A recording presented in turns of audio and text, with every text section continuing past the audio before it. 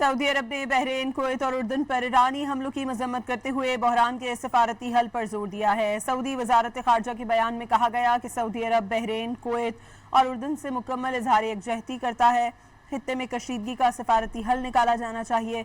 अरब media के मुताबिक खित्ते में गैर यकीनी की सूरत हाल के पेश नज़र खलीजी मुल्क नई सूरत हाल से निमटने के लिए अपने फ़ज़ाई दिफाई निज़ाम को मजबूत कर रहे हैं।